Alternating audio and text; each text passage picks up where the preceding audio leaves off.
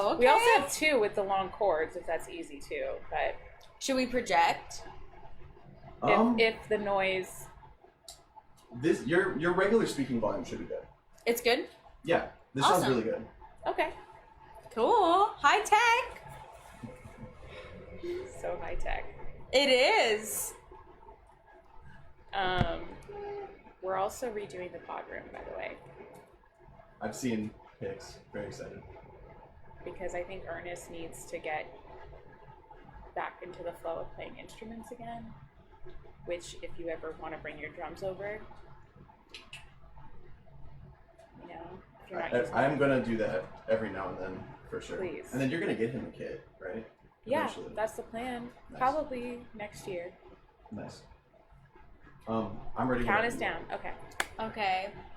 Lee's the guide. I'm following your lead. Which I can never get interviewed, but I can always interview other people. It's so natural for me to get into your brain, but when people try to get into mine, I get very uncomfortable. That's really telling. All right. All good? Yes. Yeah. All Yes. right. Do we look good? How do we look, baby? Unbelievable. Okay. Unbelievable. Okay. Unbelievably bad. Okay. All right. 3. Hi, everyone. Welcome to Commissioner Wilson's Virtual Office Hours. Woo woo. I'm Lee, and this is Hannah. Hello. As you can tell, Commissioner Wilson is not here, so now we get to boast about her and brag about her and talk about this year, and hopefully she will tune in and not be too mad. She's celebrating a birthday today with her family, so we decided to bring the virtual office hours to a close this year by doing kind of a behind-the-scenes discussion with Hannah, who's our policy intern that never really gets to be in front of the camera as much as she deserves, because she is an incredible part of this team. So Yes, I started as the intern, now I'm the aide, and now we have our own internships too, but we'll get to that later. yes. So So here's the deal. So we're going to go through some of our favorite things that happened this year and some of our favorite things to come that we're looking forward to. Talk a little bit about our personal experiences of this next year. And then we're going to be sitting down with the commissioner at the beginning of the year to talk more in depth about her favorite things of 2021 and then what she's looking forward to doing in 2022. So we are so excited and so thankful to all of the constituents of District 1 and throughout the entire county for just growing with us through this journey, for engaging with the office through the District 1 email, through the comments in the virtual office hours. Just by picking up the phone and asking your questions, I've learned so much by learning with you and hearing your questions. And so thank you so much for an awesome year. yeah, we are so lucky because I have to think that we have one of the most engaged constituencies because, when you all ask questions, although it's great to start from zero like I did, I mean, it's so impressive every time as the person who tracks development to receive emails with parcel IDs set out and case numbers. I mean, it takes a lot to understand and learn all of this stuff, and it's really impressive that we have such an engaged and active constituency. So thank you all. Yeah, so, I never really came from a political background. I never thought that my personality type would fit into this role.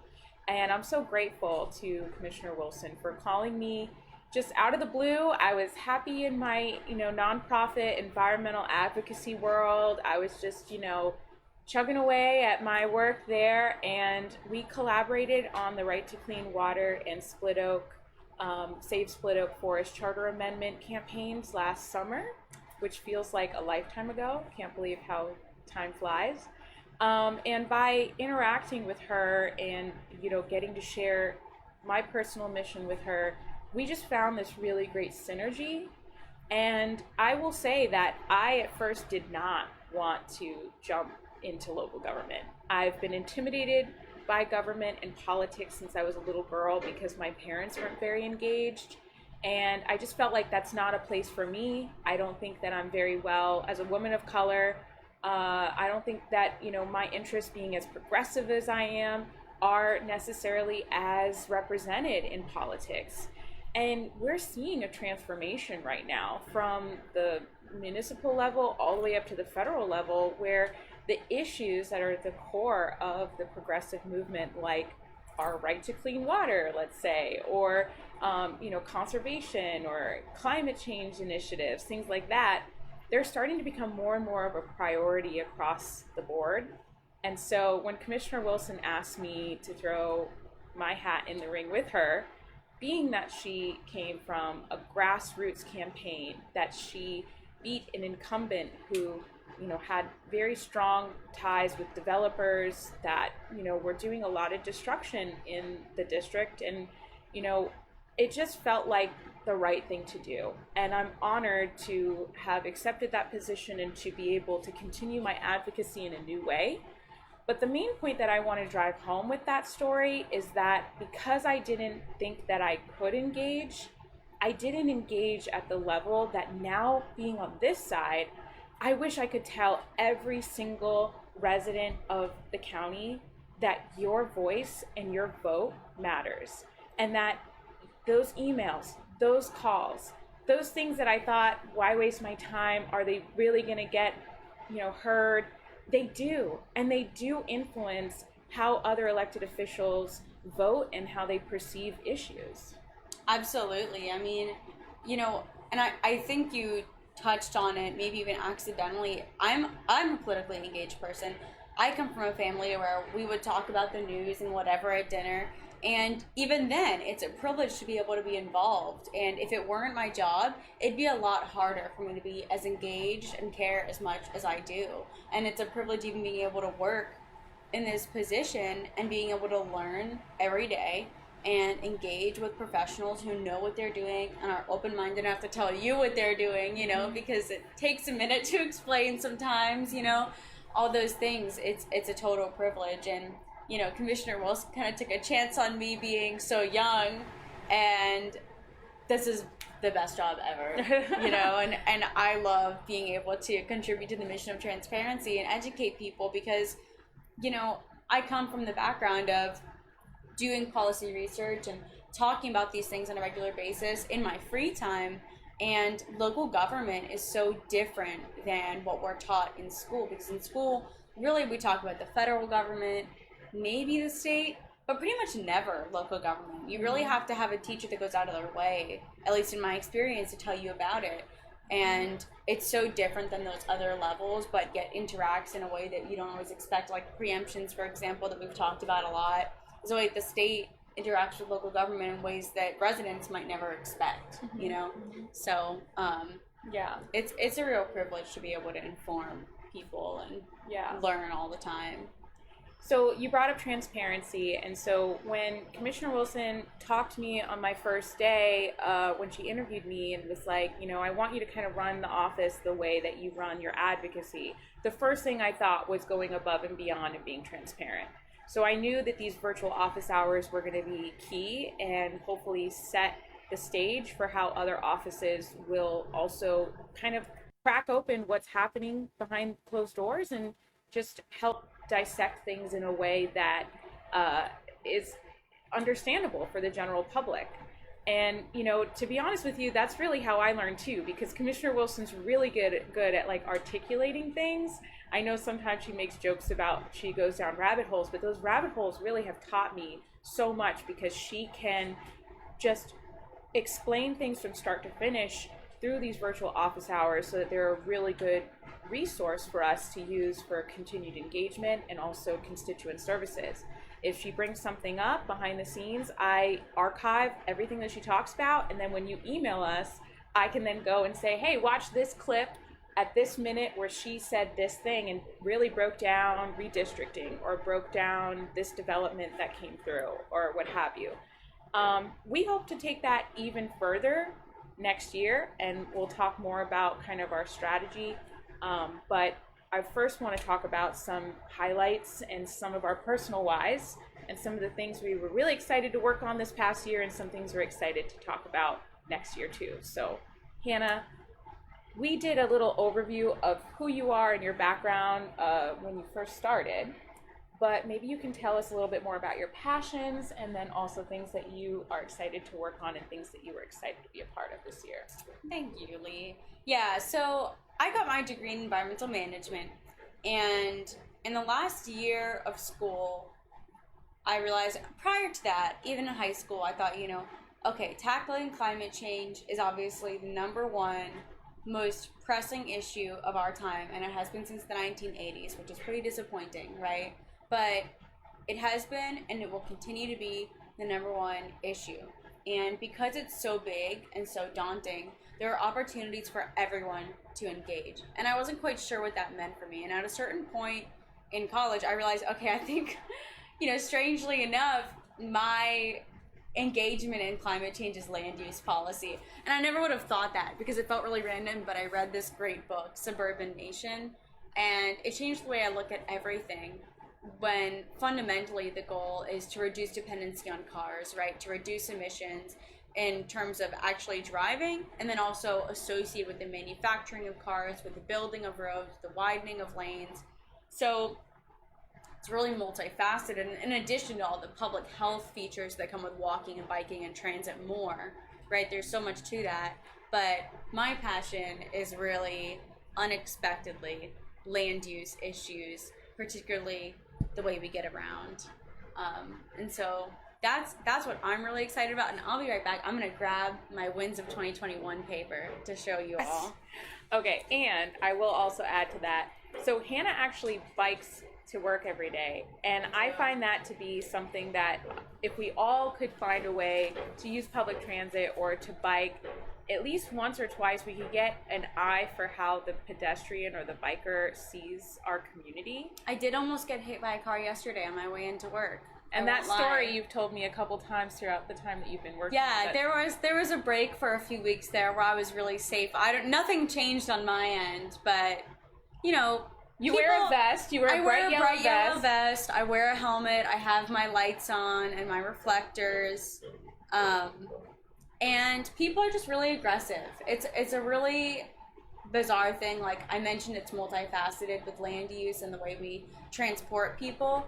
But there's even a mental health component to obviously the way we see community, because it's even simple things like when you're walking or biking around your 1 mile radius, you nod when you see people on the sidewalk. In a car, you don't do that, And so for those short trips where it's under 2 miles or under 5 miles, walking and biking builds a sense of community. It builds a level of engagement with your neighborhood from a mental standpoint. Physically, it improves your health, right?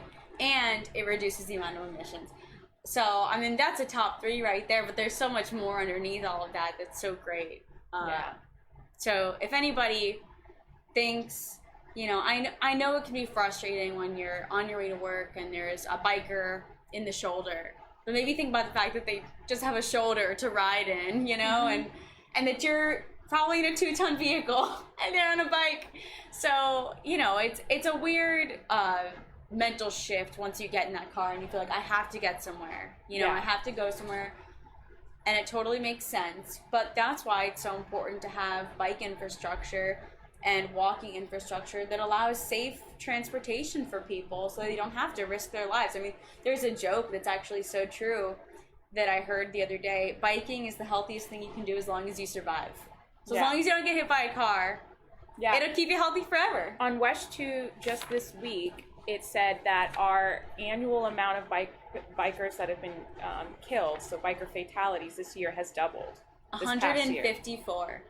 Those are people with families. Yeah, I think it's perfect for someone with a background and an interest that you have to be the watchdog who's reviewing all these policies, making their ways through the DRC and the TRG and the BZA and all the things that we in the PZC, all these meetings, these committees that are evaluating developments that are coming in.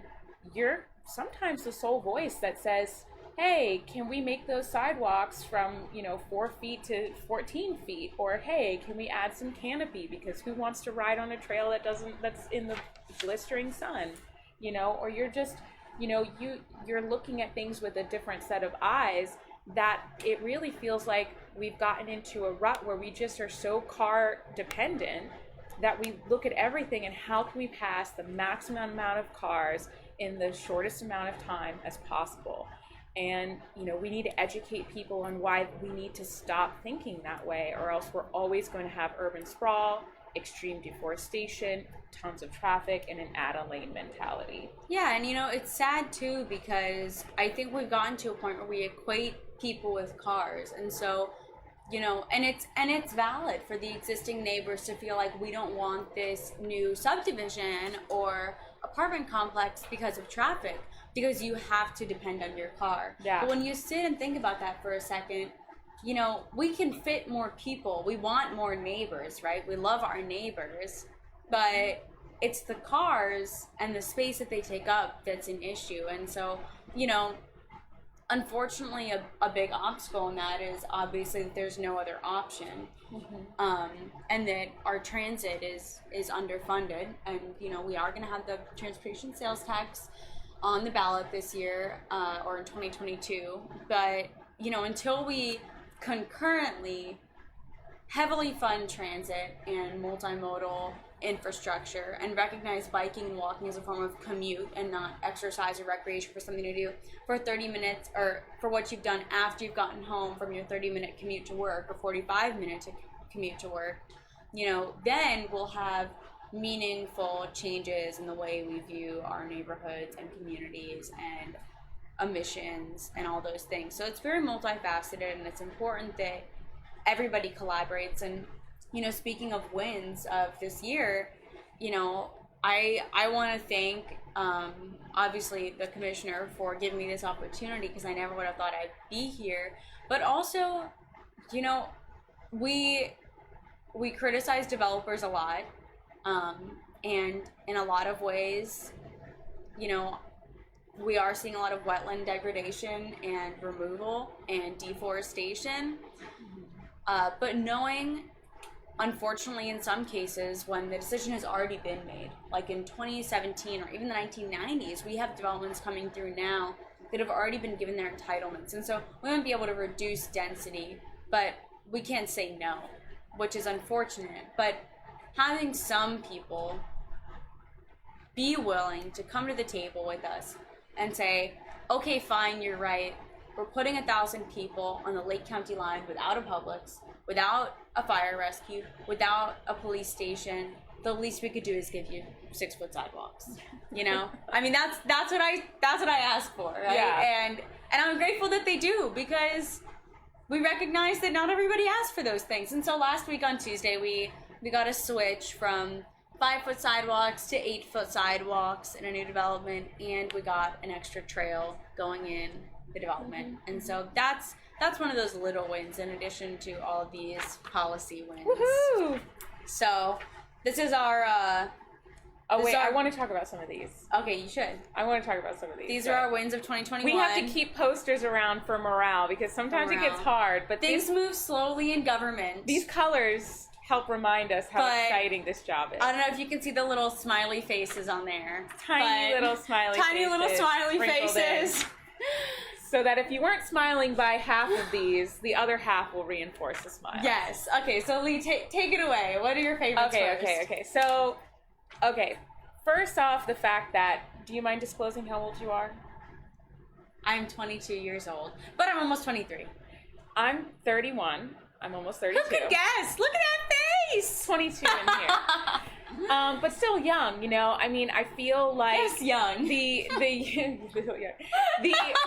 The fact that we have female leaders in this office, Commissioner Wilson... So amazing. I mean, the whole board, except for the mayor, are all women. Who is so great. So great. I love the mayor. I love that, but... the fact that she took a chance on us not having that much experience in terms of like this office, but also the fact that we're young.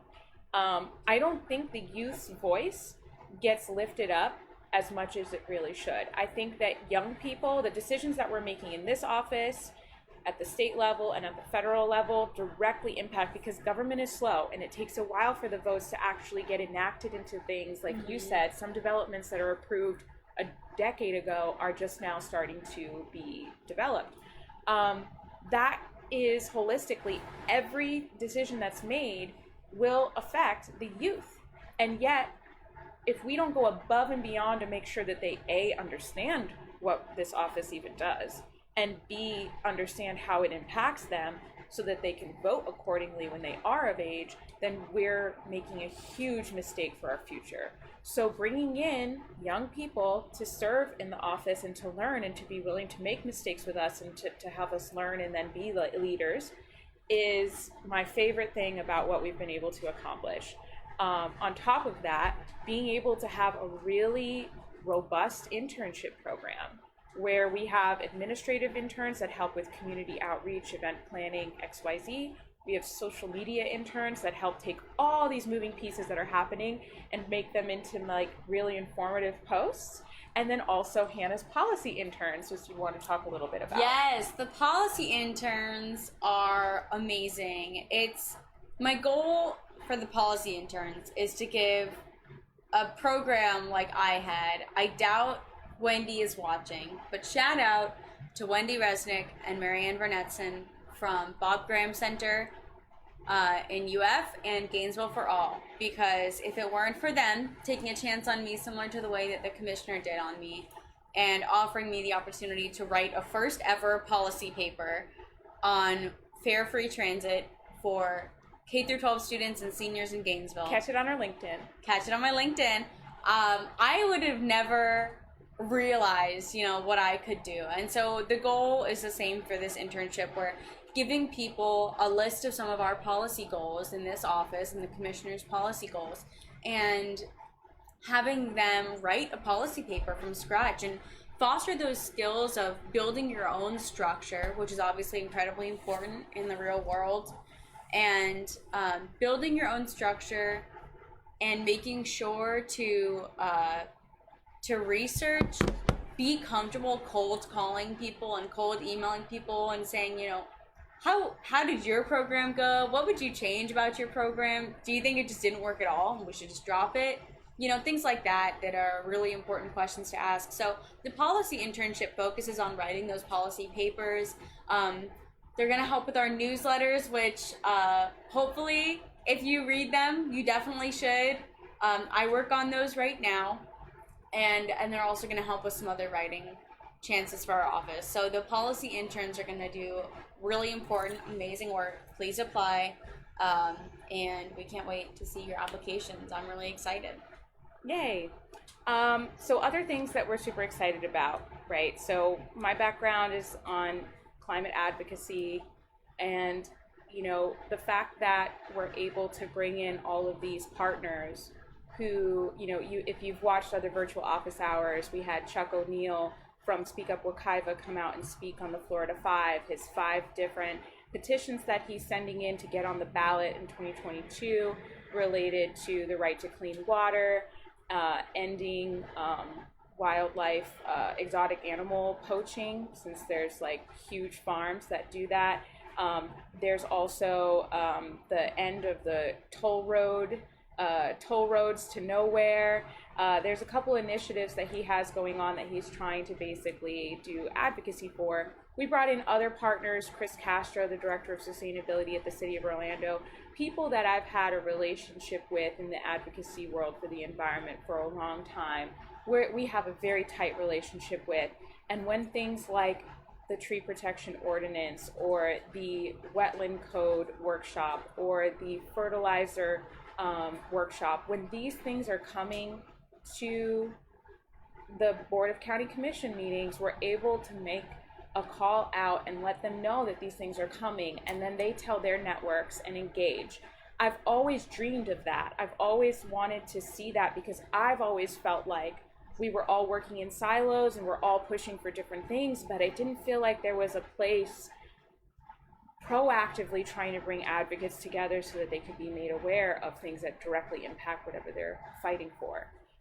And we're building that here. We're building an archive of these leaders and making sure that they're engaged on every move that's being made back here so that they can rally the troops.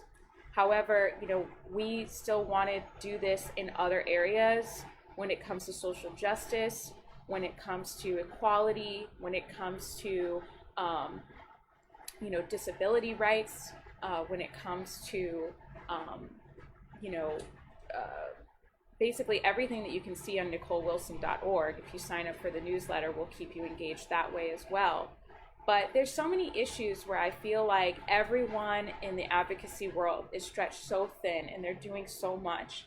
They don't really have the funding to pay for full-time lobbyists or sit down with each commissioner and keep us abreast to what's going on with them. So we should do our job in making sure that we're considering them, reaching out to them, and keeping them in the loop with what's going on here.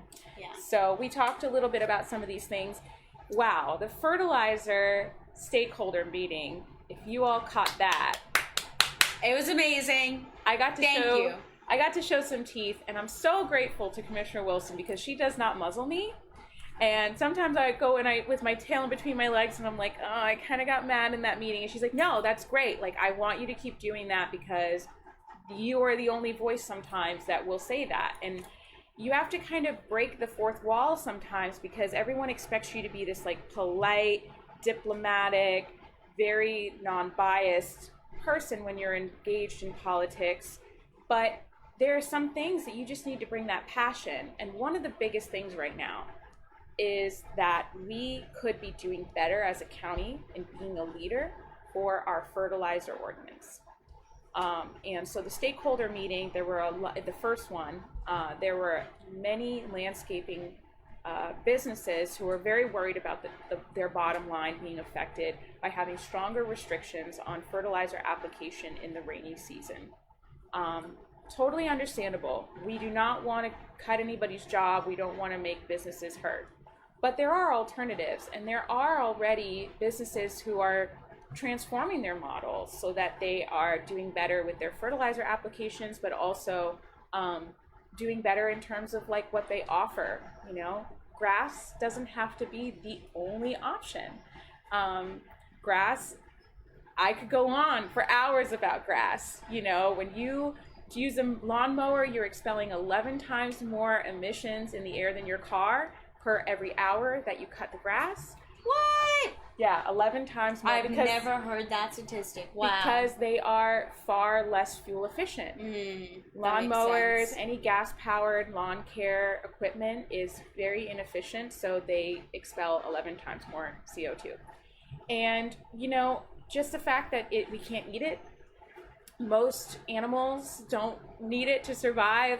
There's so many other alternatives. Florida-friendly landscaping is a huge thing, and so we did that stakeholder meeting, and now that has come up for a work session. And the mayor himself said we should create incentives for people to use more Florida-friendly landscaping, and I done about fell out my chair. Yeah, and you know, there's incentives with Florida-friendly landscaping anyway, because I feel like culturally, grass is what we see as the most beautiful.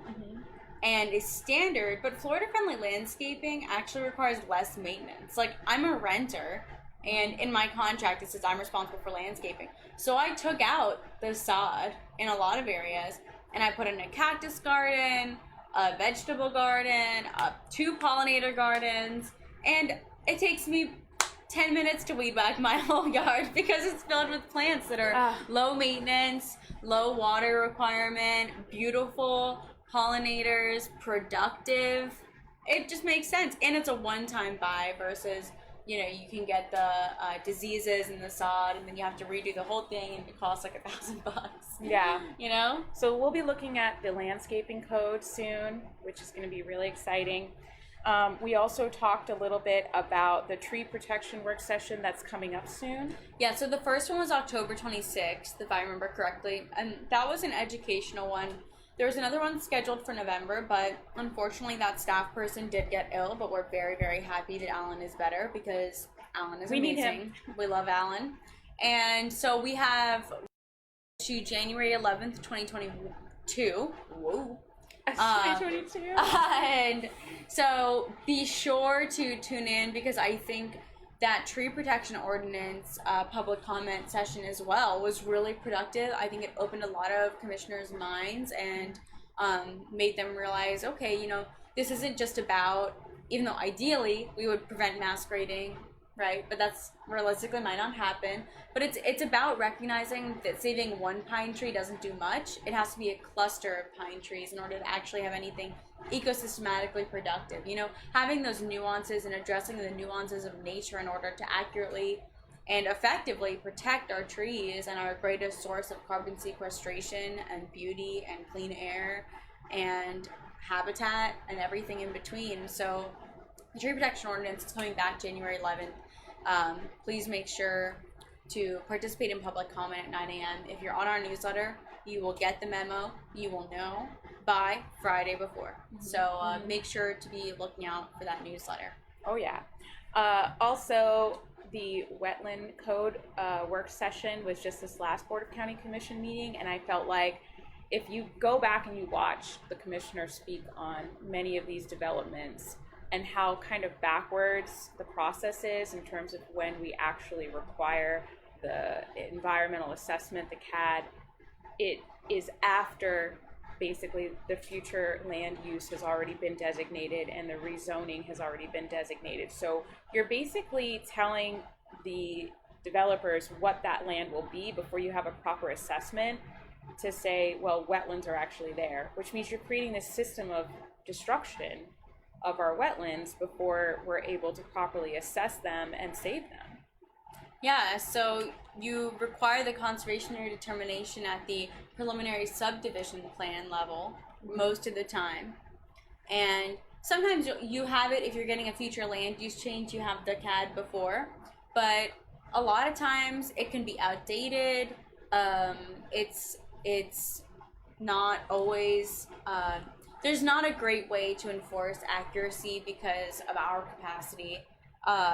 And it's often at the wrong time after we've already approved a temporary construction plan. So, and the commissioner really hit on this. This video is on our YouTube, but the Spring Hill PSP was a perfect example where Commissioner Wilson really illuminated to all the commissioners that didn't really appear to be aware, because the development process is so complex, that you can mass grade a site before and do environmental damage outside, even like wetland impacts, in addition to trees loss, outside of or before having your site plan approved, because we assume in a lot of ways systematically that it's going to get approved. So they put in temporary pipes, that the trees are gone, the pipes are in, and you take off the label that says temporary, right? So the damage is done. So it's really important that we really assess the wetland ordinance thoroughly, and specifically in the way we enforce it and the way we classify wetlands. There's class 1, there's class 2, there's class 3. Class 1 is like the most pristine, like the Butler chain of lakes, for example. It's interconnected, 40 acres or greater, home to endangered species, and a few other criteria. Where class 1 could be previously man-made and generally isolated. But isolated wetlands are also incredibly productive sometimes. So it's important to recognize that productivity and ecological value as well in the wetland code. So those are some of the things that Commissioner Wilson and we are going to be looking for in the next wetland code update, which is anticipated to be completed by July 2023, hopefully sooner. But EPD and our staff have a lot on their plate, and they have been incredible in being receptive to things like tree protection, wetlands, green plays, and stormwater plans, and a million other things. And it all takes a lot of time in addition to reviewing developments on a case-by-case basis. So yeah, I mean, and fertilizer ordinance. we want you to stay engaged and to ask questions. You know, I know it feels really good hearing these things, because I know I used to think, well, I voted for a candidate who's going to speak up for me when it comes to a vote.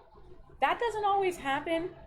And even if it does, sometimes your commissioner might be the only one vocalizing those needs, and everyone else might be voting in an opposite way behind the scenes, because not everybody watches the day-long Board of County Commission meetings. So, you know, we're trying our best to be watchdogs for these issues and helping to bring them to you, but we still need that engagement. We still need those emails, those calls.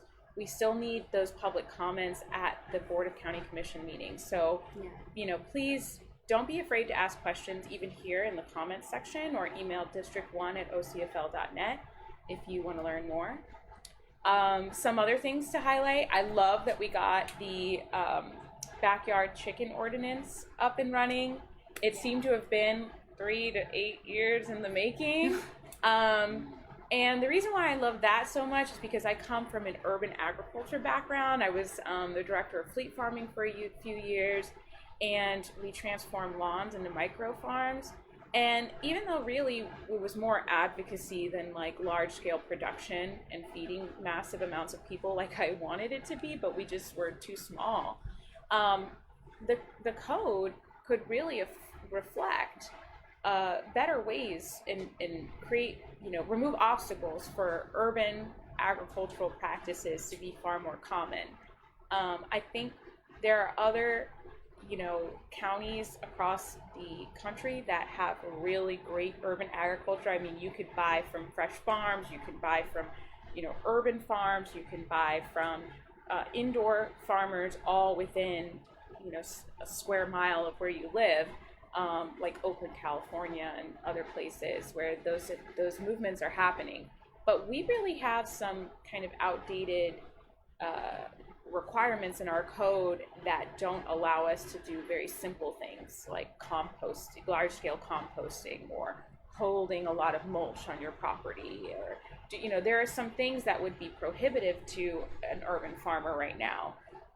Backyard chickens is just one of those small pieces in creating a stronger local food system by allowing people to be more food independent by raising their own chickens and collecting their own eggs. Eggs are getting more and more expensive every year. Now imagine what else we could do if we could apply that same thought of bringing our food system local as possible and apply it to the code in every way. So Hannah's policy interns will be collaborating on that. Mm-hmm. Yeah, so we're very excited. It's just breaking down. There's so much low-hanging fruit when there's an older code. I mean, our code is from the 1950s. And when you think about the 1950s versus now, there weren't cell phones, none of the technology, well, the lights, but none of the technology really that we're using to film this was widespread or accessible at that time. And look at us now, how much society has changed, how much bigger it's gotten and globalized and sprawl and physical space. So much has changed. There's so much low-hanging fruit that can be identified to break down some barriers to really strengthen that local food system. And I mean, for example, there are little things that don't allow a use of a farmer's market in a parking lot in certain areas in the county, and that alone prevents accessibility to fresh food and local food. Mm-hmm. Yeah, Jeff Benavides, our Director of Sustainability and Resilience, is looking at things like this, across every, piece of sustainability. And urban agriculture, to me, is such an opportunity for the economy here on a local level. I mean, we have 70 million tourists that come here every year. They're eating all imported food. That's putting money in other companies' pockets that are outside of the state, and we could be growing that food and paying people a livable wage here to do that right now. But when we talked about land use, I'd love to next year take it a step further and see how we can help struggling farmers in our area here, because we're seeing development happening way out. You brought up the Lake County line. Urban sprawl is running rampant, and so all those places that used to be ag far outside of that urban corridor, they are just being blocked in by more and more density, which is making their models a little bit harder, right? Because now, if you have, cows and horses, and you have an apartment abutting right up to your property where kids are going to be trying to put their hands through the fence, now that's a liability. You have tons of cars that are, making noise that's affecting, making your cattle more afraid.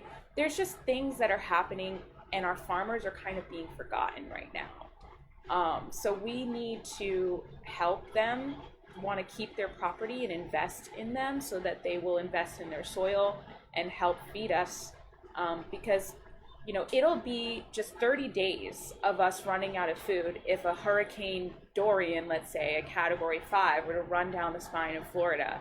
All of our roads and our infrastructure would be knocked out, and we would run out of food in 30 days and not have a backup plan because we would be so contingent upon those roads and transportation in order to get food to people.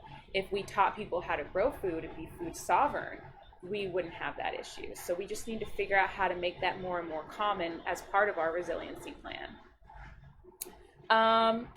We talked a little bit about shoreline plantings, which is one of my favorite conversations, just because everywhere you see water, even retention ponds, is an opportunity to have a thriving ecosystem. And yes, people are scared of snakes. People are scared of mice. We took their home, so we should figure out a way to live with them. But also, its entire ecosystems are being completely destroyed. And if you go outside right now, one of the things that really freaks me out is when I go for a walk in my neighborhood and I don't see a single bug. And that just feels like the apocalypse to me, because I'm like, where are all the insects? We're in a subtropical climate. There should be big fat beetles flying everywhere. When you see a light, there should just be tons of bugs swirling around that, like we're in the jungle. But because of all the development and the habitat loss, we don't have that anymore. And all the animals are just looking for the smallest little corner, little buffer on the corner of a property to survive and thrive. And so we need to think about them and think about how our code can reflect the living things that were here before we were. And that, really fuel our society today. I mean, one of the biggest issues with urban sprawl and one of the most important connections I think people should make is the one between urban cores and environmentalism, because development's going to happen, people are going to come, and it's going to be amazing, right? Like, we love people. But unless it's responsible development, we're going to keep spreading out and out and out, and that's more habitat loss. Yeah. I mean, we get calls about people who have coyotes in their backyard and they're scared, and the coyotes, that was their corridor, that was their wildlife corridor. And it's the irresponsible development is really hurting our planet and our ecosystems. Meanwhile, doesn't it bug you when you are driving around? I know it bugs me in Winter Park, downtown Orlando, and you see just like all these empty buildings. I just see so many empty pocket plazas, all these empty buildings that are just one floor. And, Commissioner Wilson said it spot on. When you're doing an assessment of future growth, intended growth, during the Vision 2050 comprehensive planning conversations, which definitely go to the archive and watch those, are we assessing vertical space, or are we just looking out at parcels and undeveloped land? Because there is so much opportunity to grow up, and we're just looking at untouched, valuable land, which I don't know if we're going to have conversations with developers about the cost analysis between both, because to me, it would be so much more valuable to find an empty plaza in the middle of downtown Orlando to redevelop into an incredible mixed use, easy access to transit space where people don't have to spend an hour a week minimum mowing their grass, where people don't have to commute 45 minutes. The American dream shouldn't be the big house with the white picket fence. The American dream should be being able to just pop on a train and just get to work without even taking a second thought about where you're going to find parking for 45 minutes. I mean, what a world we could live in. Yeah. I mean, it's funny because we look at places like Japan and, even China with their rail systems, and it's so futuristic, but it's not. It's the present. Yeah. I mean, we could have that. And in order to have it, we need density. Because it's true that if you're in a situation where everybody has a quarter acre, it makes more sense for them to drive to the rail station and then get on the rail and waste that space as parking than it would if you had an apartment complex within half a mile, or really not even apartment complexes, because one of the biggest issues is missing middle housing, but having a set of townhomes or duplexes or triplexes or quadplexes that are gentle density, right? I mean, it feels like a neighborhood. My favorite thing about my neighborhood is the housing diversity. It feels like a neighborhood, and but it is more dense, and it's a better use of land. And I think with Vision 2050, the number one thing that we're combating is the stigma behind denser housing, because we have these established neighborhoods that are so beautiful, and they can stay that way with denser housing, because it's not always going to be 50-story or 7-story apartments.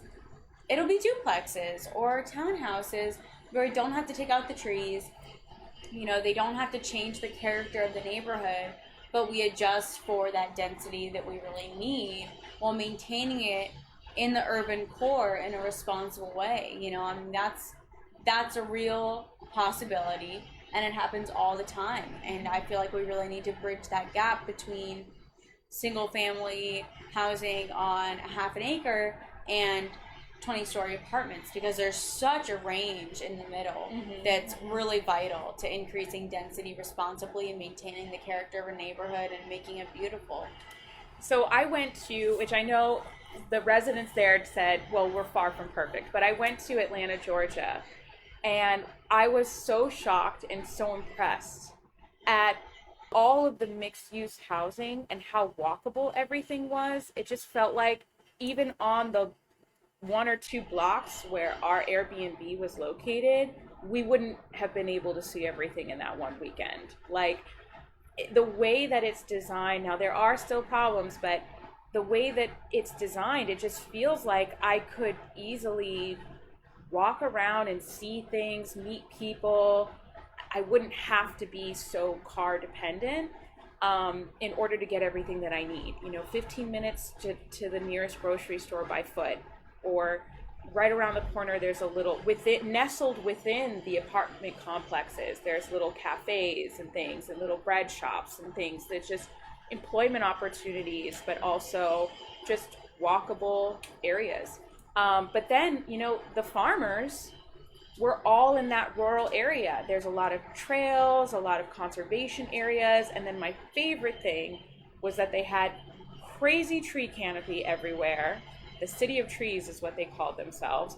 And then this huge trail inside, basically like a central park, where it was miles of trails that you could take your little multimodal little scooter, electronic scooter, and just tour all throughout with little food trucks and all these. It just felt like here, I'm tired just thinking about going out to one spot, because I think I gotta get in my car, I gotta stay on the road. Everything's at least 15 minutes away. I gotta find parking, which usually there's not. I gotta circle around the block.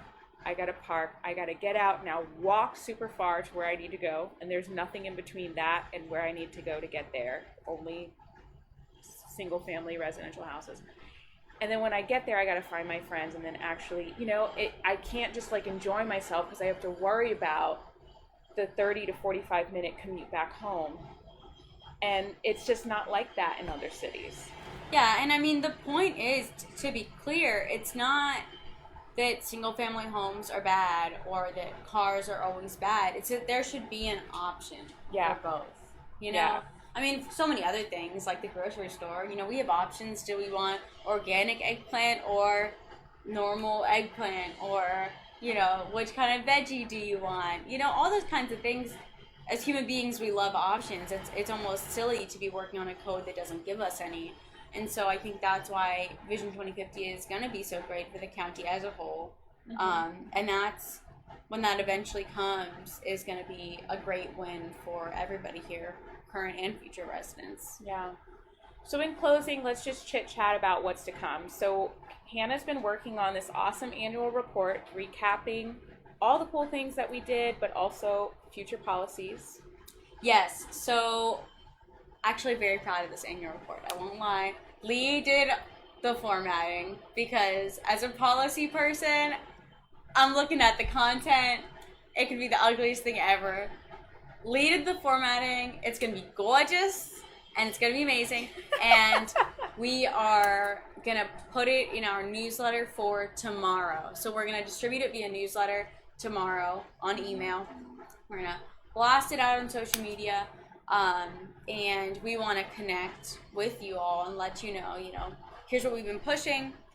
Here's what's been done. Here's what's in the works, right? Tree protection ordinance is still in the works. Fertilizer is still in the works because government takes a while. But, I'm really proud of what this office, I've only been here for 6 months, but I'm really proud of what this office has accomplished in a year. I mean, it takes a lot and it takes a long time. And it's really quite the feat to, aside from, the transparency and accessibility and every other facet, just on the policy side, there have been a lot of wins this year. So I'm really excited to share them with you all via social media, newsletter, etc., website, and make sure to check out our annual report.